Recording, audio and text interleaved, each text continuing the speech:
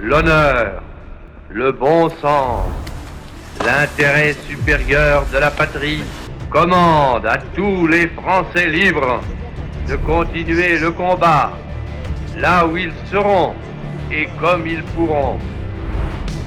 Moi, général de Gaulle, j'entreprends ici, en Angleterre, cette tâche nationale.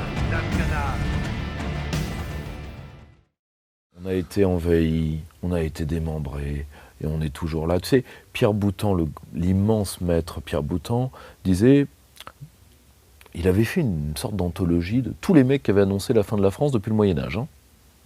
Ok ? Et il disait, vous savez, tous ces hommes ont un point commun, c'est que la France leur a survécu.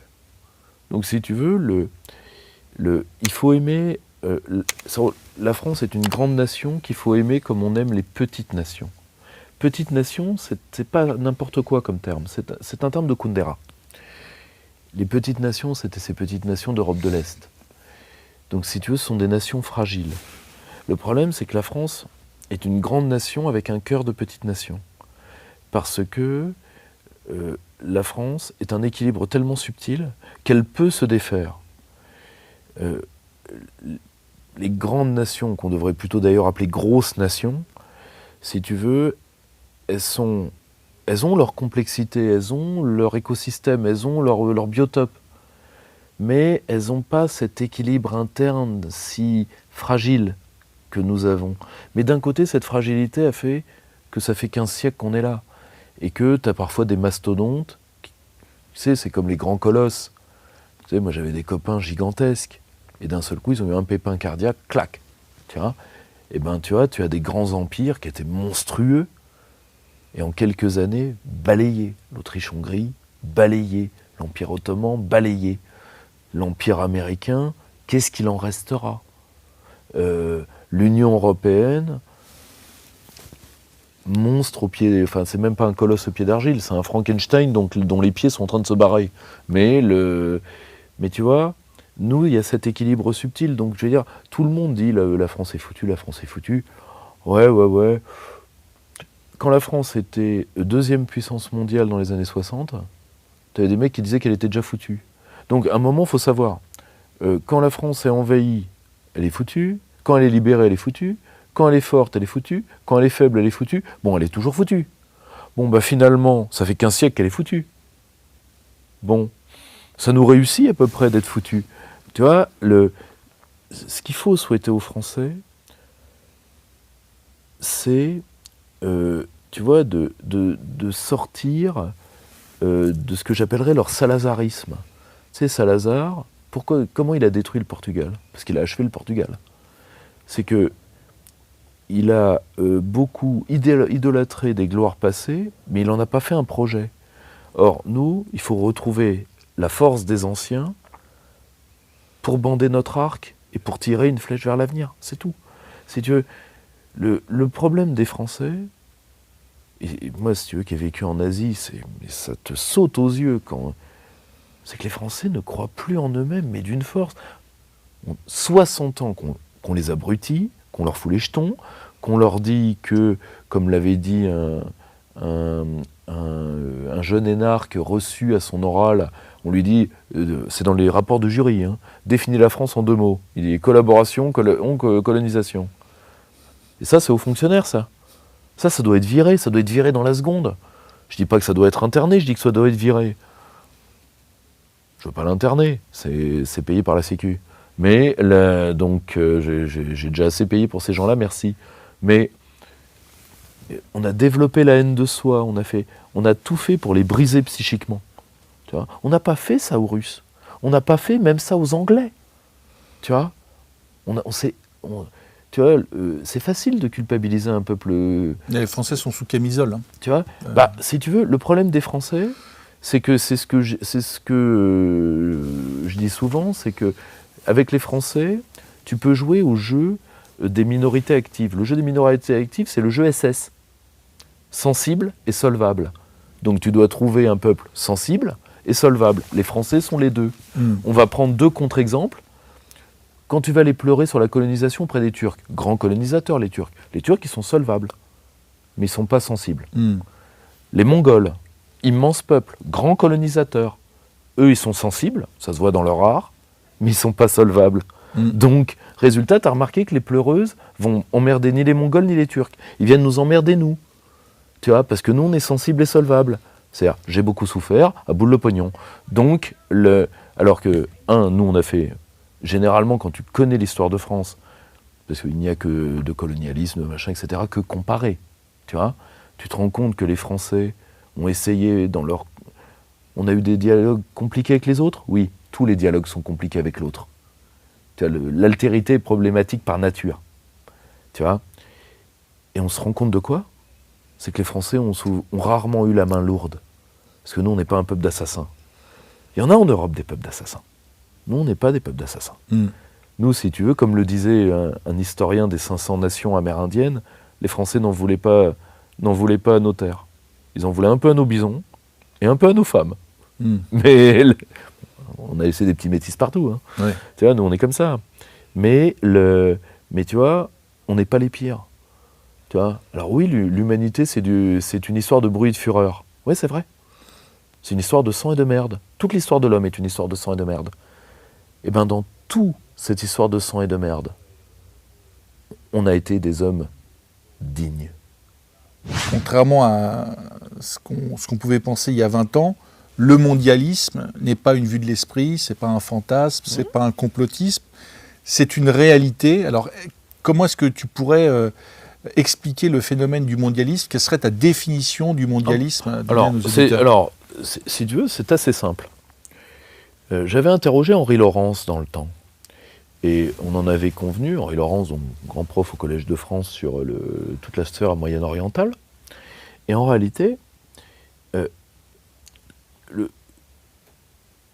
on va tout de suite faire un sort à la différence mondialisme et mondialité.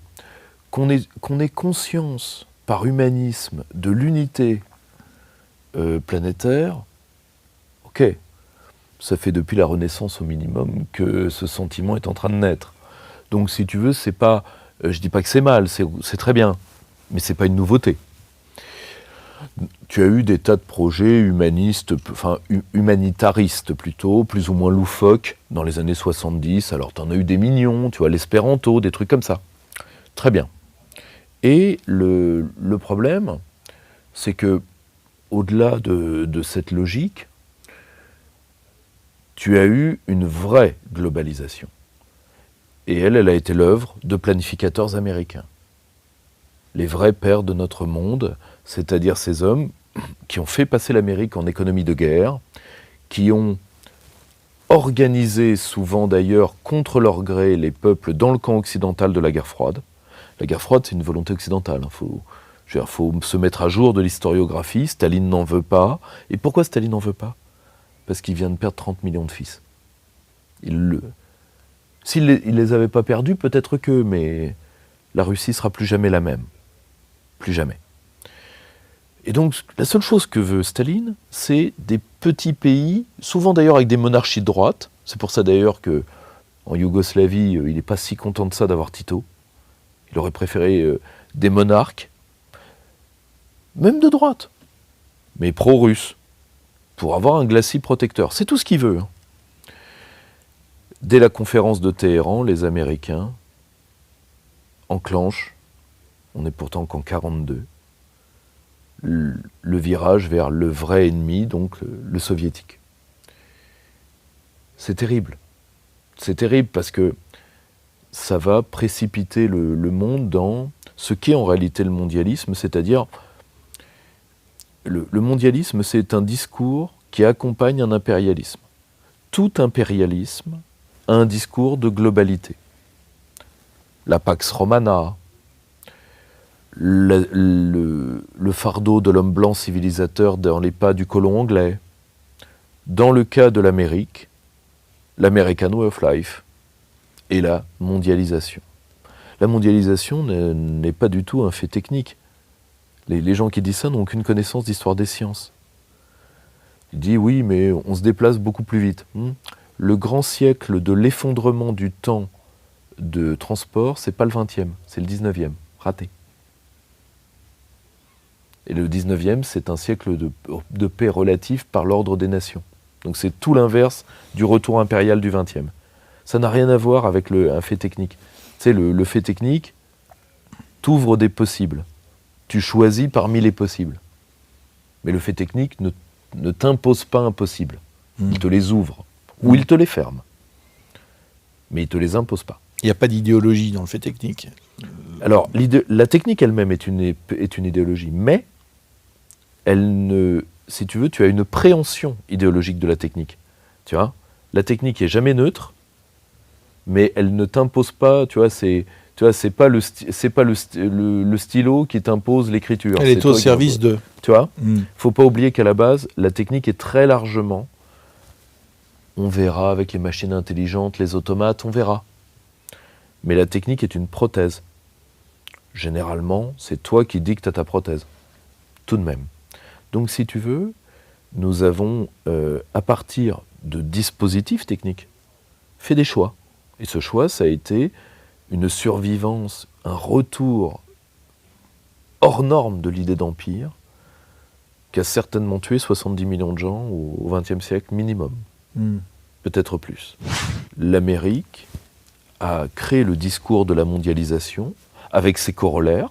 Tu vois, le plus connu pour que nos amis voient ce dont je veux parler précisément, c'est la création de la notion de développement. Tu sais, quand est-ce que d'un seul coup, on s'est dit le développement, c'est cool? Discours à la nation du président Truman. Bon, le président Truman, on va être très clair, Harry Truman est créé par Roosevelt, juste pour que Roosevelt puisse régner. Donc il crée un factotum, qui à la base est un vendeur de bretelles, qui est un petit homme gris. Tu vois, le petit homme gris, un peu évangéliste illuminé, et il dit à ses conseillers, ah ouais quand même, mais les soviétiques, ils vendent au peuple du tiers-monde l'émancipation. Qu'est-ce que je vais leur dire, moi, au beauf? Good question, President. C'est vrai, qu'est-ce qu'on va leur dire, au con? Développement. Et à partir de ce moment-là, tu vas avoir la grande idée du développement. Tu vois, c'est que des corollaires du même discours qui est de dire « sous ma dextre, tout ira bien ». Si vous êtes sage. Et en réalité, je ne dis pas que ça n'a eu que du mauvais. Je dis que mieux valait qu'il y ait, d'un certain côté, heureusement qu'il y avait l'Union soviétique en face, parce que mieux vaut deux empires qu'un imperium mundi, y compris pour le peuple américain. Je veux dire, les 10 ans, enfin les 7 ans exactement, où l'Amérique a été l'empire du monde, 1991-1998, je mets 98 parce que c'est le début des réformes d'Evgeny Primakov, donc le début de la renaissance russe. Ensuite, à la fin définitive, qui pour moi est en 2003, entrée de la Chine dans l'OMC aux conditions chinoises. Et tu vois, ce qui me frappe, c'est que ces 7 ans ont détruit l'Amérique. Détruit l'Amérique. Moi, si tu veux, ça me fait marrer quand on me dit que je suis anti-occidental et anti-américain. J'ai trop de respect pour ce que l'Occident a été pour voir ce que les Occidentaux sont en train de devenir. C'est pas tout à fait le même tarif. Tu vois, et ça, tu vois, je suis, ce qui me frappe, c'est que ce discours mondialiste, où on a fait croire à des gens qu'ils étaient inclus alors qu'ils étaient serviles, aujourd'hui se casse la gueule de toutes parts, mais comme tout discours impérial, il sert à faire vivre une caste.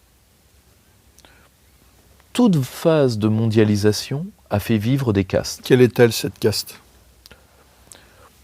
Tu vois, grosso modo, ce sont une partie des élites économiques transnationales et, disons, de leurs officiers en second. Donc, classe politique comprador, lumpen intelligentsia, médias internationaux de grand chemin. Tout ça, c'est le même monde. C'est les mêmes gens. C'est le même groupe sociologique. Et en réalité, à chaque phase de mondialisation, on en a déjà eu 4 dans l'histoire depuis l'Antiquité, la Méditerranée, l'Atlantique, les barons voleurs du 19e et aujourd'hui la mondialisation pacifique. Tu as toujours eu cette classe parasitaire qui vit d'abord du démantèlement des formes collectives, du démantèlement des États. Tu vois, c'est généralement les mafias, les religieux et les marchands. Et ensuite, les États étant les collectivités humaines, les communions humaines, pour parler comme Régis Debray, étant des organes apprenants, eh bien, l'organe collectif se relève, apprend, se reconfigure. Et tu as remarqué, tous ces groupes sociaux-là ont été écrasés dans la période suivante. Tous.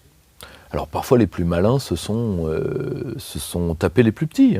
Dans l'ère des barons voleurs, ça a été l'épopée des Rockefeller.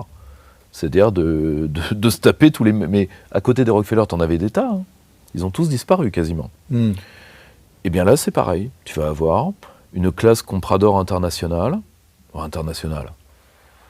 La communauté internationale, tu sais, c'est l'Europe de l'Ouest, Washington, l'Europe de l'Ouest. Oui. Il y a une surreprésentativité des Occidentaux et des Blancs dans très largement. Dans le phénomène. Et si tu veux, et malheureusement, malheureusement ou heureusement, en tout cas c'est un état de fait, cette caste va vivre une décimation romaine. Qu'est-ce que tu veux que je te dise? Mais à un moment, personne ne va les tuer. Y a pas, la seule chose, c'est que ils ont vécu d'un monde qui est mort. Qu'est-ce que tu veux que je te dise? Alors les plus malins vont aller investir ailleurs. Donc les plus malins survivront, peut-être. Mais après, tu as les neuneux, tu vois, qui vont s'accrocher à un système mort, tu vois.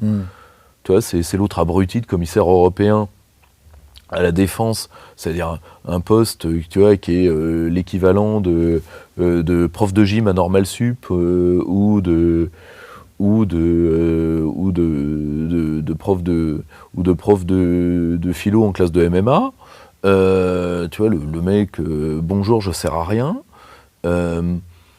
qui se met à rêver d'armée européenne, de machin, de conneries. Tu vois, c'est des mecs qui s'accrochent à un monde mort, qui font des rêves d'empire, alors que, comme serviteurs de l'empire, ils ont Thierry Breton et Jean-Noël Barrot. Si c'est le cas, si c'est ça, tes grands satrapes de ton empire mondialiste finissant, faut peut-être la ramener un tout petit peu moins, tu vois. Parce que sinon, un jour, tu vas pas tomber que sur des mecs qui vont renoncer à s'énerver. Tu vas tomber sur un mec qui va se lever, qui va t'en coller une. Tu vois, et ce sera pas volé. Nous vivons sous un régime de liberté contrôlée depuis maintenant des décennies.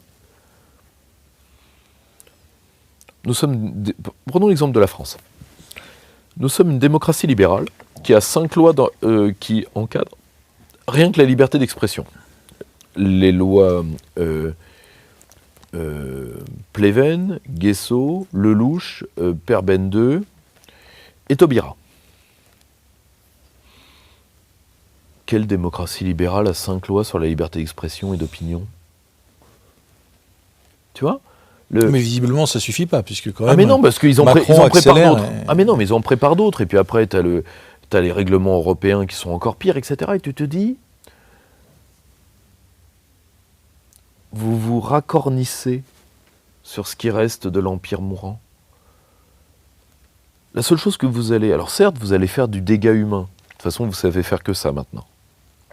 Vous allez faire du gâchis. Pas qu'en Ukraine d'ailleurs. Et pas qu'en Ukraine, partout. Mais vous allez surtout accélérer le phénomène de décomposition. Parce que il faut bien comprendre une chose. Si tu as d'autres peuples et d'immenses peuples qui vivent sur des logiciels différents, mais les peuples d'Europe de l'Ouest, particulièrement les peuples qui ont pris la romanisation et l'hellénisation au sérieux, vivent sur une idée de la liberté, qui les fait vivre. C'est comme ça depuis 25 siècles. Tu leur enlèves ça, ils se décomposent et ils meurent. C'est ce qui est en train de nous arriver. Tu as tout pu la mort. Je vais te donner un exemple.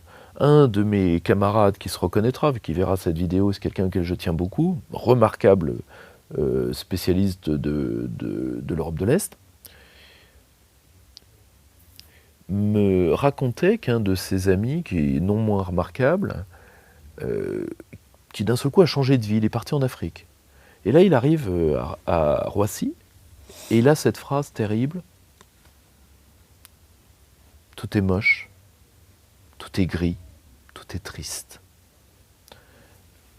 Et c'est important, le jeune homme dont nous parlons est un homme très national, très à droite, et pour le coup, disons même quelqu'un qui a un sens assez développé du fait ethnique.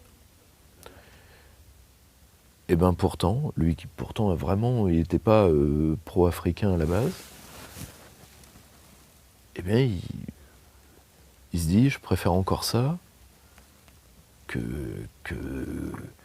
de voir trop de dégénérer chez moi.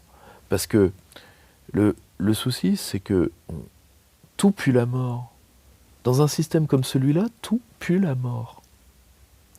Et regarde autour de nous. Tout est en train de se décomposer à une vitesse, et pendant ce temps-là, t'as un théâtre d'ombre où il n'y a même plus de public. Tu vois là, Starmer et Macron qui signent un truc sur une nappe en papier à Zelensky, celui que les mauvaises langues appellent agent piano-beat. Donc, elle n'est pas de moi, hein, ne m'accusez pas. Donc, vous vous rendez compte que vos peuples sont en train de crever, et vous, la seule chose que vous avez à faire, c'est de taper dans le dos d'un mec qui est en train de faire crever, lui physiquement, les siens. C'est tout ce que vous avez à faire. C'est tout ce que vous avez à apporter au monde. Mais il est temps que ça se termine. À un moment, moi ce que je veux, c'est tout simplement qu'on se redresse. Tu as déjà eu des peuples qui sont redressés dans l'histoire récente. Les Russes l'ont fait, les Chinois l'ont fait, toute l'Asie orientale l'a fait, une partie de l'Afrique est en train de le faire, une partie de l'Amérique latine est en train de le faire. Bon, il n'y a plus que nous. Bon, si tu veux, donc c'est à notre portée. La seule chose, c'est que le mal est en nous.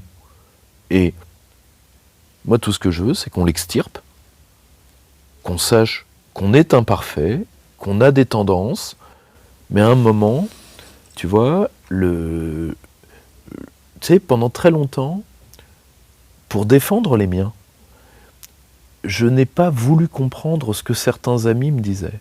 C'est-à-dire que quand je voyageais à l'étranger, on me dit, oui, mais il y a quand même un complexe colonial des Blancs. Et là, je dis, oh, tu m'emmerdes, tu vas pas... Et en réalité, je tombais pas sur les gens qui, tu sais, SS, sensibles et solvables. Ils voulaient pas me faire les poches. Ils me disaient juste, vous nous regardez toujours pas en égaux dans le monde. Pourtant, on a des terres, on est chez nous. On mérite le respect, et ils avaient raison. Et ça, si tu veux, malheureusement, on a ce problème-là. Et je ne dis pas qu'on doit donner du fric ou des excuses. Pas d'excuses, pas de pognon, rien. Je dis juste qu'à un moment, il faut voir toute la richesse de ce monde. C'est-à-dire, il faut dire, voilà, tous les Chinois, les Sibériens, les Océaniens, les Nigériens, qui tu veux, ils n'ont pas vocation à devenir des Blancs comme les autres. Et nous, on est parti de ce principe-là, c'est-à-dire vous devenez... Tout le monde, il peut être français. Dégénéré, ouais. Voilà. Par la dégénérescence, tout le monde, il peut être blanc, tout le monde, il peut être français, tout le monde, il peut être tout ce que tu veux. Et bien ça, si tu veux, il faut tourner la page. Définitivement. Pour leur bien, pour le nôtre. Tu vois ? Un vrai universalisme, c'est ça.